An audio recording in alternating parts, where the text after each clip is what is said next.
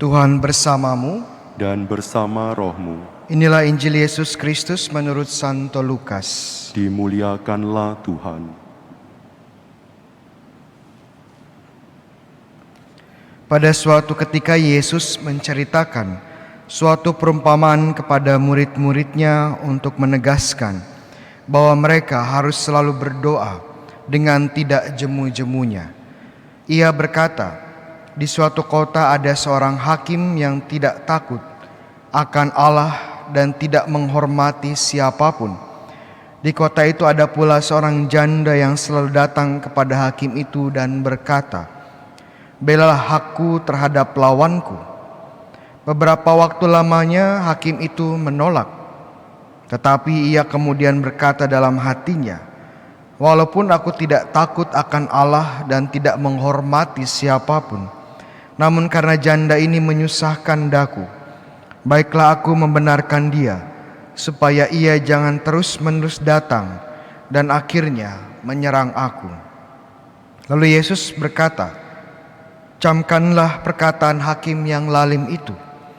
Bukankah Allah akan membenarkan pada pilihannya yang siang malam berseru kepadanya?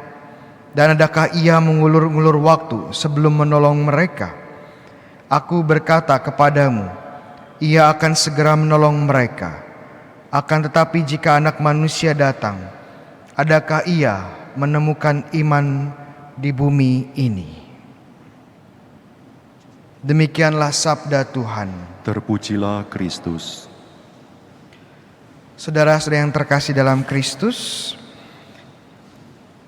jika kita kembali kepada zaman Tuhan Yesus, bisa dibilang bahwa kaum wanita adalah kaum kelas 2, ya, kaum nomor 2 di masyarakat Yahudi pada waktu itu. Karena banyak hal, mendapatkan berbagai diskriminasi dan lain-lain. Tapi satu hal yang membuat mereka sangat sulit, kaum wanita sangat sulit pada zaman Tuhan Yesus adalah karena mereka tidak diizinkan untuk memiliki properti dan juga mendapatkan warisan, memiliki hak waris ya secara umum ya. Dan karena mereka tidak memiliki properti dan juga tidak memiliki kewarisan, maka mereka akan menggantungkan hidupnya kepada kaum laki-laki yang menjadi anggota keluarga mereka. Kalau masih belum menikah ya mereka akan tinggal bersama bapak mereka. Kalau sudah menikah ya dengan suami mereka. Bapak atau suami ini akan menjadi figur yang memberikan perlindungan dan juga memberikan nafkah. Nah, jika bapak tidak ada dan suami sudah meninggal, tentunya wanita ini akan menjadi janda. Dan seorang janda itu akan mengalami hal-hal yang sangat sulit di dalam hidupnya. Kenapa? Karena tidak ada lagi pria yang melindungi dia dan juga menafkahi dia. Apalagi kalau janda ini anak-anaknya masih kecil, atau dia tidak memiliki seorang anak laki-laki dewasa yang akan merawat dan menjaga dia. Jadi kita bisa bayangkan kondisi yang sangat sulit dari seorang wanita yang adalah janda. Dan kita lihat di sini perumpamaan tentang janda miskin, bukan janda miskin tetapi janda yang menghadapi seorang hakim. Hakim ini tentunya adalah posisi yang sangat kuat di dalam masyarakat tersebut, sangat berkuasa, memutuskan berbagai hal. Di satu sisi ada hakim yang posisinya sangat tinggi, sangat powerful. Di satu sisi juga ada seorang janda. Janda yang posisinya sangat lemah, ya posisinya miskin. Tetapi bagaimana kita lihat ceritanya, ya. Hakim yang kuat ini pun akhirnya kalah. Akhirnya menyerah karena ketekunan, karena kemampuan dan usaha tanpa lelah dari sang janda.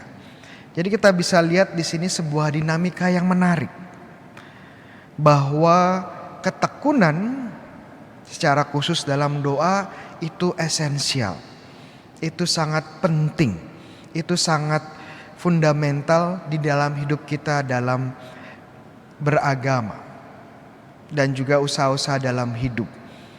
Kunci sukses dalam hidup ya menurut orang-orang sukses ya adalah ya ketekunan. Thomas Alva Edison ya penemu bola listrik, benar ya, bola listrik ya.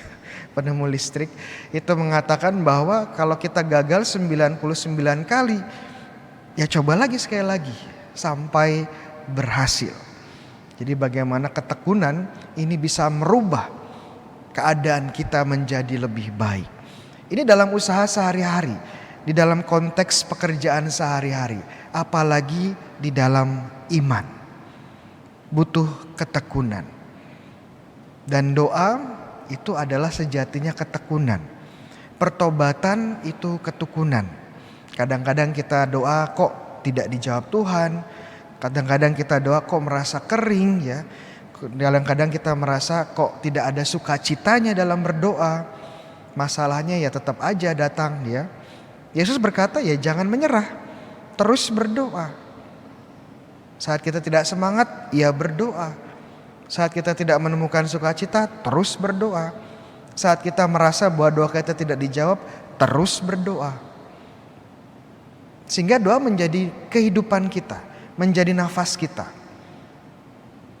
Dan nanti saat kita bertemu dengan Tuhan Yesus, ya di kalimat terakhir Tuhan Yesus bilang, apakah anak manusia, apakah Tuhan Yesus akan menemukan iman di bumi ini? Dan kalau kita tekun dalam doa, tekun dalam hidup kita, kita pun bisa berkata kepada Tuhan, Tuhan saya sudah tekun setiap hari berdoa kepadamu. Tuhan saya sudah tekun setiap hari beriman kepadamu, percaya kepada penyelenggaraanmu. Dan kita pun bisa bilang sama Tuhan Yesus yang mencari iman di dunia ini, Tuhan saya beriman kepadamu. Sebuah kisah indah bahwa tidak ada yang tidak mungkin dengan usaha dan ketekunan, apalagi ketekunan di dalam doa. Amin.